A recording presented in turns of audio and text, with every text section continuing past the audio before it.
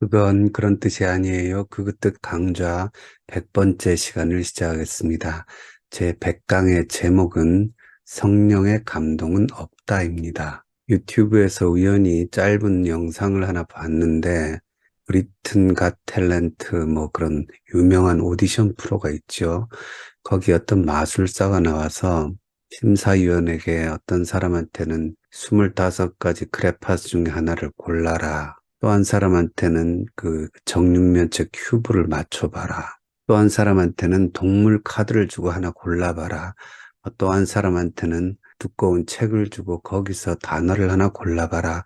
뭐 이렇게 시켰어요. 그리고는 이제 이 마술사가 영상을 하나 탁 켜는데 거기에 보니까 암에 걸린 자기 부인이 항암 치료를 하면서도 아기를 낳았어요. 그래서 이사벨라라는 그 아기가 자라가는 과정을 이렇게 그렸는데 크레파스를 갖고 이렇게 색칠할 때 그 심사위원이 고른 빨간색 크레파스, 그다음에 큐브를 갖고 노는데도 심사위원이 맞춘 것과 똑같은 그런 색깔이 맞춰져 있고, 인형을 갖고 노는데도 심사위원이 뽑은 그 동물 카드에 펭귄, 그 같은 펭귄 인형을 갖고 놀고 있고, 마지막에는 그 아기가 아빠를 응원하면서 하는 얘기가 hat, 모자라는 말인데, 심사위원이 책에서 고른 단어도 hat, 모자였다는 것입니다.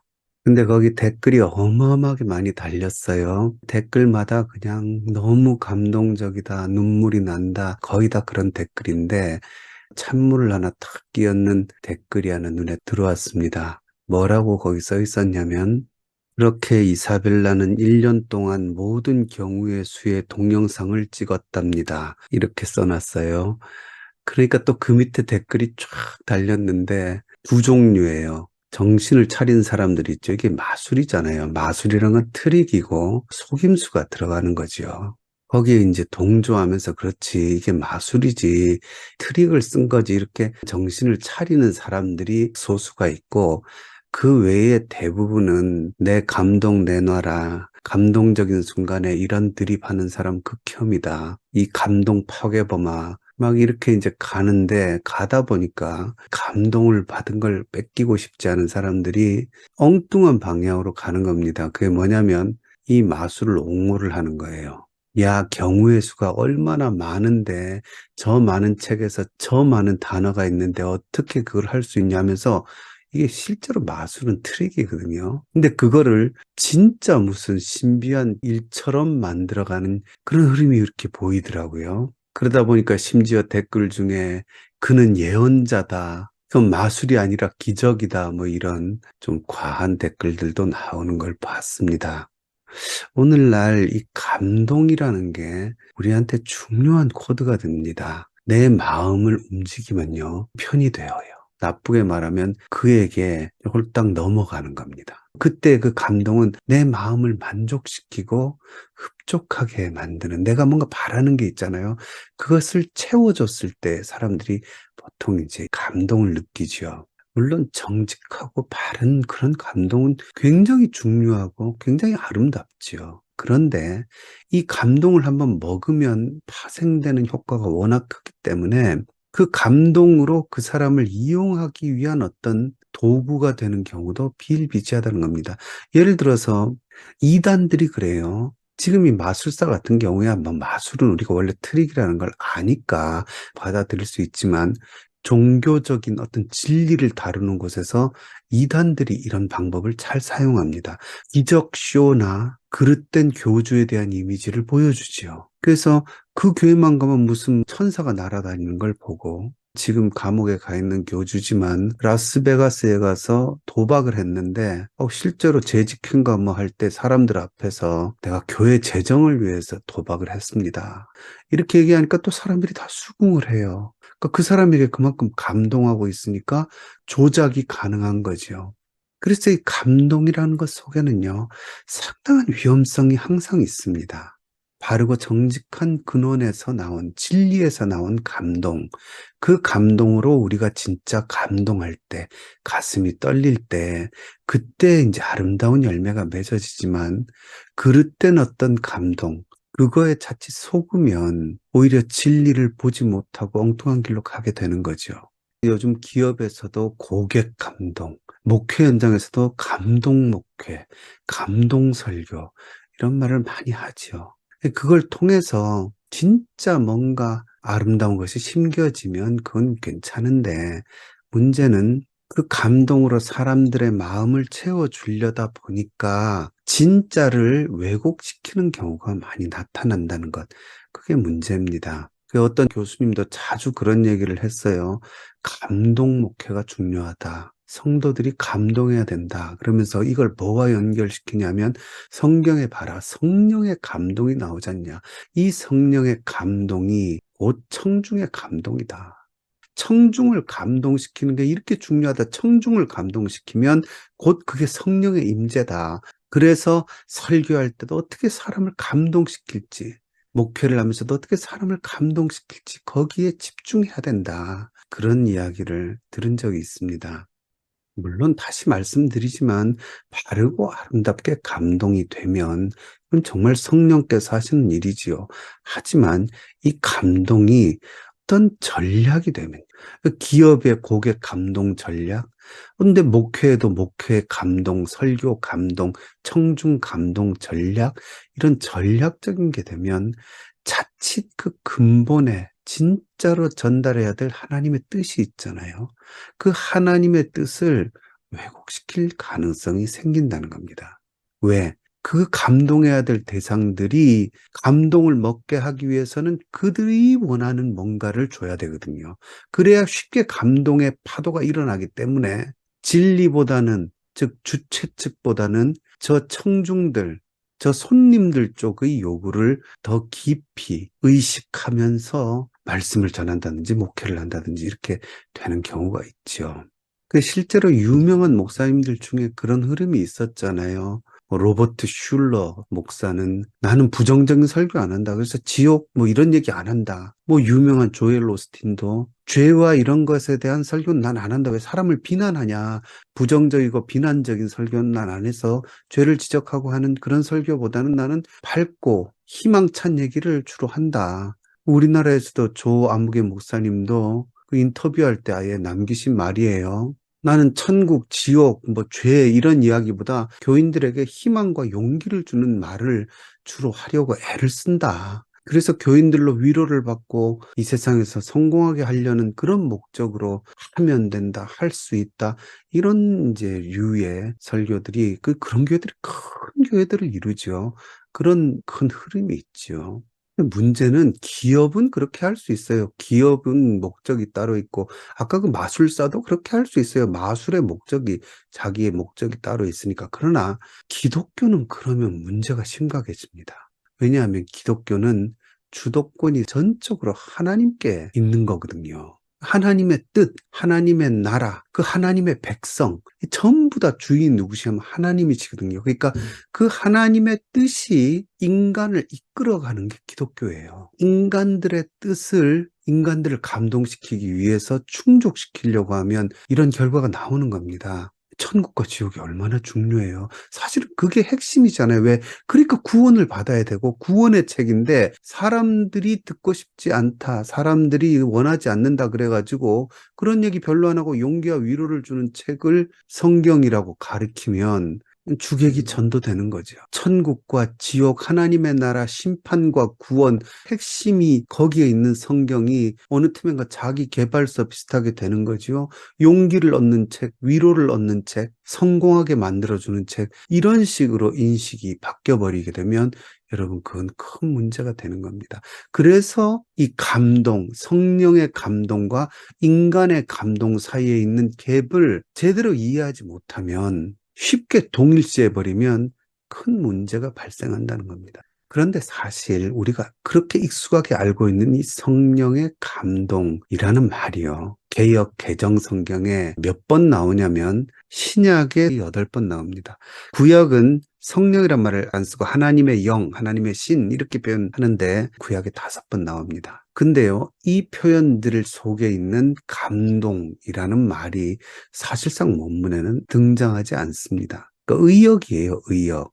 구약부터 구약에 5번 나온다고 했는데 알아보면요. 우리가 잘 아는 요셉 이야기 있죠. 창세기 41장 38절에 바로가 하나님의 영에 이렇게 감동된 사람을 어떻게 찾겠느냐 할 때에 요셉이 하나님의 영에 감동된 사람이라고 나오는데 원문대로 하면 하나님의 영이 그 속에 있는 자입니다. 그다음에 사무엘상 11장 6절과 사무엘상 16장 13절에 사울이 하나님의 영에 크게 감동되었다. 그다음에 다윗이 하나님의 영에 크게 감동되었다. 이런 말이 나오거든요. 근데 이때에는 하나님의 영이 그 위에 달려오셨다. 이게 원문의 뜻이에요. 짤라흐라는 표현인데요. 하나님의 영이 사울 혹은 다윗 위에 달려오셔서 덮치신 겁니다. 근데 개역개정의 사무엘상에서는 이걸 그냥 하나님의 영에 감동되었다 이렇게 표현을 했는데 재밌는 거는 개역개정보다 이전에 있던 개역성경에는 사사기에서도 삼손이 여호와의 신에 크게 감동되었다 이렇게 번역을 했거든요. 근데 요번에 개역 개정에는 그걸 갖다가 하나님의 영이 삼손에게 강하게 임하였다 이렇게 표현했어요. 그러니까 보다 원문에 더 가깝게 이것도 짤라그거든요. 하나님의 영이 달려오셨다 그 위에 이거를 원문에 좀 더 가깝게 번역한 거죠. 그러니까 보니까 사사기를 번역하신 분과 사무엘상을 번역하신 분이 다른 분인 것 같아요. 그리고 사사기를 번역하신 분이 좀 더 원문에 충실하려고 하신 거죠. 여하튼 여기 어쨌든 감동이라는 표현은 나타나지 않습니다. 역대하 24장 30절에도 하나님의 영이 이제 스가랴를 감동시킴에 하는 표현이 있는데 여기도 감동이란 말은 없고요. 하나님의 영이 스가랴를 라바쉬 하셨다 이렇게 나와요. 라바쉬가 뭐냐면 옷 입히셨다. 그러니까 덮씌우셨다. 이런 뜻이 듭니다.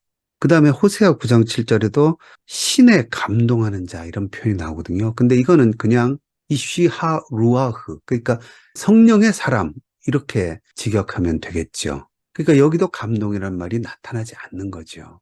그 외에 하나님의 영 말고 그냥 하나님, 여호와, 하나님의 손, 하나님의 권능이 사람들을 감동시켰다는 표현도 몇 군데 더 나오는데 그때도 감동이라는 어떤 단어가 나오지 않고 나가, 만지셨다, 수트, 선동하셨다, 우르, 일깨우셨다. 이런 표현들이 나옵니다. 그러니까 우리가 쉽게 아는 성령의 감동 이런 표현이 구약에 안 나타난다는 겁니다. 근데 사실 이 표현은 신약에서 더 우리에게 친숙하죠. 그 신약에 8번 나온다 그랬는데요. 사실상 신약에서는 더 확실하게 성령의 감동이라는 표현이 나타나지 않습니다. 그러니까 성령은 나타나는데 감동이라는 게 명사로든 아니면 감동시키다 뭐 이런 동사로든 감동에 대한 우리식의 어떤 뜻을 가진 단어가 존재하지 않는다는 거죠. 대부분은요, 전치사로 나타나요. 그게 무슨 뜻이냐면요. 제가 이것도 하나씩 그냥 볼게요. 마태복음 22장 43절하고 마가복음 12장 36절에 같은 구절이에요.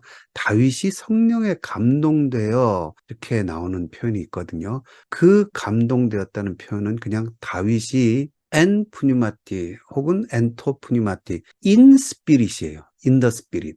그러니까 다윗이 성령 안에서 이걸 갖다가 다윗이 성령에 감동했다 이렇게 표현을 한 겁니다. 번역을 그렇게 한 거죠. 누가복음 2장 27절에도 예루살렘에서 시므온이 성령의 감동으로 성전에 들어가면 또 마찬가지로 엔토푸니마티 성령 안에서 in the spirit입니다. 그러니까 성령의 감동이라는 표현이 없어요. 성령 안에서 뭘 했다 이거예요. 성령 안에서 말하고 성령 안에서 들어가고 그다음에 사도행전 21장 4절에 보면 그 제자들이 성령의 감동으로 바울더러 예루살렘에 들어가지 말라 했다 하는 표현이 있는데 이때는 디아라는 전치사가 씁니다. 뜨루입니다. 뜨루. 통하여. 그러니까 성령을 통하여 바울에게 말했다 이런 뜻입니다. 그러니까 성령의 감동이란 말이 없어요. 그다음에 디모데후서 3장 16절은 우리가 잘 아는 말씀이죠. 모든 성경은 하나님의 감동으로 된 것이다. 근데 이때 하나님의 감동 이건 물론 성령은 아닙니다. 근데 이 하나님의 감동이라는 말이 사실은 헬라어로 한 단어입니다. 데오푸뉴스토스라는 말. 그러니까 하나님의 입김을 불어넣으심 이런 뜻입니다. 그다음에 베드로후서 1장 21절에 예언은 오직 성령의 감동하심을 받은 사람들이 하나님께 받아 말한 것일 때 성령의 감동하심을 받은 사람 이런 표현이 나오는데요. 이때에는 휘포라는 전치사가 쓰인 겁니다. 그러니까 바이예요, 바이. 성령에 의해서 이끌려진 사람들. 이게 직역하면 그런 뜻이 됩니다. 그 다음에 계시록에도 주의 날에 내가 성령에 감동되어 나팔 소리를 들었다. 계시록 4장 2절에도 내가 곧 성령에 감동되었다. 이것도 전부 다 인스피릿입니다. 그러니까 성령 안에서 들었다. 성령 안에 있게 되었다. 이걸 갖다가 성령의 감동을 받았다. 이렇게 이제 번역한 거죠. 결국 성령의 감동이라는 우리에게 너무나 익숙한 이 표현은요, 원어 성경에는 없습니다. 물론 번역하신 분이 성령 안에, 성령을 통해, 성령에 의해 이런 표현들을 성령의 감동으로 번역하신 것이 뭐 잘못된 건 아니지요. 고심을 많이 하시고 번역을 하셨을 겁니다. 그러나 제 생각에는 이 모든 걸 다 이렇게 퉁쳐서 그냥 성령의 감동이라는 의역으로 나타내기에는 좀 아쉬운 면이 있죠. 보다 원문에 가깝게 이 말씀마다 다 뜻이 있을 건데 그렇게 표현했으면 더 깊은 성경 연구가 가능했겠죠. 개역 개정을 보고. 하지만 뭐 감동이라는 표현을 쓴 게 잘못된 건 아닙니다. 그런데 문제는 초반에 제가 말씀드린 대로 오늘날 이 감동이라는 표현 우리가 너무나 좋아하고 너무나 추구하는, 그리고 한번 받으면 뺏기기 싫어하는 이 감동이라는 코드가 굉장히 고객 중심적이라는 겁니다. 청중 중심적이지요. 그러니까 감동을 시키기 위해서는 그들의 마음을 만족시켜줘야 되고 그들이 원하고 요구하는 것을 충족시켜줘야 되는 그런 이미지가 오늘날 팩만에 있는 상황에서, 그러니까 그 세미나에서 청중을 감동시키는 것이 곧 성령의 감동이 임하는 거다라는 식의 비약이 나타나는 그런 현상에서 우리 기독교와 교회는 이 표현을 좀 더 깊이 알아야 된다는 그런 차원에서 제가 이 영상을 준비한 겁니다. 구약에서도 살펴봤고 신약에서도 살펴봤지만 전부 다 주도권이 성령에게 있는 상태를 성령의 감동이라고 번역을 한 거예요. 근데 성령의 감동은 자칫 잘못 들으면 성령이 와서 나를 감동시켜 주실 것 같은 착각을 일으키게 만드는, 마치 성령이 우리에게 찾아오셔서 우리의 욕구를 충족시켜 주시고 우리에게 필요한 것을 감동적으로 공급해 주시고 나를 위로하시고 나를 풍족해 하시는 분인 것처럼 이 성령의 감동이라는 표현이 사용된, 실제로 그런 경우가 너무나 많죠. 그런 추세에서라면 이 성령의 감동이라는 번역은 좀 바꾸면 좋겠다는 거죠. 원문대로. 성령에 의해서, 성령 안에서, 성령을 통해서, 그러니까 성령께서 이끄시는 거예요. 성령이 성령의 뜻대로 나를 붙들어서 끌고 가시려는 상태가 바로 진짜 원문이 말하는 성령의 감동의 상태라는 말이죠. 이걸 오해하니까 엉뚱한 성령 집회가 지금은 좀 줄어들었나 모르겠습니다만은 옛날엔 너무나 많았죠. 자기의 소망과 자기의 뜻과 자기의 기도 제목을 놓고 대부분 세속적인 어떤 거지요. 그걸 놓고 성령의 기적이 일어난다, 불이 떨어진다 그러면서 모여가지고는 고함을 지르면서 성령이 이끌어 가게 하시는 게 아니라 내가 성령을 조작하고 이끌어서 뭔가를 얻어내려는 분위기의 기독교. 성령이 나를 감동시켜야 된다는 그릇된 생각에서 나온 부작용들입니다. 성령의 감동이라고 번역된 이 모든 부분들은 절대적으로 성령의 주도적인 나를 이끌어 가시려는 어떤 순간, 어떤 힘을 의미합니다. 근데 그때 그 성령이 이끄시려는 방향은 어떠냐? 여러분 성경은 뭐라고 말합니까? 갈라디아서 5장 16절에 내가 이르노니 너희는 성령을 따라 행하라. 여러분 성령이 임재하시려고 해요. 믿는 사람은 하루에도 몇 번씩 이런 성령의 임재가 내 속에 다가와요. 아까 성령 안에서 인푸니마티, 그 성령 안에 들어가게 하려고 성령이 날 끌어당기신다는 거예요. 아까 구약식으로 하면 라바쉬, 나를 덮씌우고 옷 입히시려는, 그럼 성령 안에 있게 되죠. 그 성령 안으로 들어오게 하시려고 할 때에 성령에 의해 움직이고 성령을 통해서 말하고 행동하게 하시려고 할 때에 성경이 뭐라 그럽니까? 내가 이르노니 너희는 성령을 따라야 된다. 그땐 성령을 따라서 행하라. 그런데 왜 바울이 성령을 따르라고 할까요? 성령이 나를 확 덮치시면 그냥 그대로 나는 확 녹아서 성령의 사람이 돼버리는 거 아닙니까? 그게 아니라는 거죠. 왜냐하면 중요한 이유가 있습니다. 그 다음 절이죠. 17절에 육체의 소욕은 성령을 거스르고, 소욕이란 건 열망입니다. 욕구죠. 육체가 원하는 것은 성령을 거스르게 되고 성령은 육체를 거스른다. 그래서 뭐라고 나오냐면 이 둘이 서로 대적하고 있다. 이렇게 표현합니다. 그러니까 문제는 뭐냐면 아까 계속 제가 주도권이라는 말씀을 드렸는데 인간의 욕구를 충족시키는 게 성령의 감동이 될 수 없는 이유가 바로 여기 있는 겁니다. 인간의 욕구는 성령의 욕구, 성령이 바라시는 바, 성령이 이끌고 가시려는 방향과 거의 대부분 대적을 합니다. 그쪽으로 가기 싫다는 거예요. 그러니까 어떻게 됩니까? 데살로니가 전서 5장 19절에 중요한 말씀 나오죠. 성령을 소멸하지 말라는 말씀이 나옵니다. 이때 소멸하다는 표현이요. 스벤림이라는 표현인데 이 스벤림은 신약에 6번 나왔는데 거의 다 불을 끄는 것과 관련이 있습니다. 꺼져가는 심지도 끄지 아니하시고 할 때 어떤 그 불씨를 꺼버리는 행위입니다.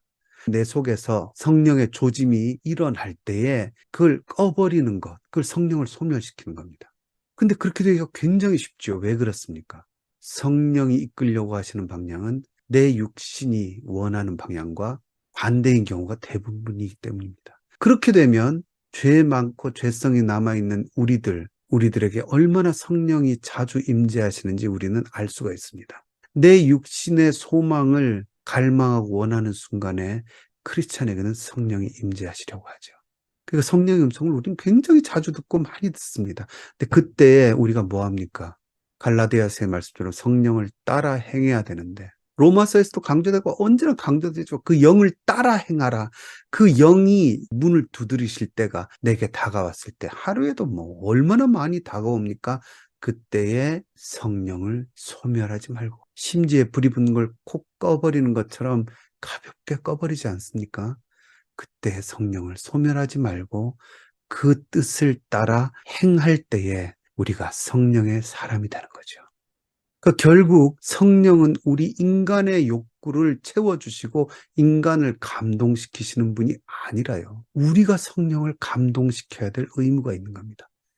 성령께서 이끄시려고 할 때 성령의 뜻을 쫓아 행함으로써 영적인 크리스찬으로 인정받고 성령과 하나님을 감동시키시는 저와 여러분이 되어야 될 줄로 믿습니다. 오늘은 여기까지 하겠습니다.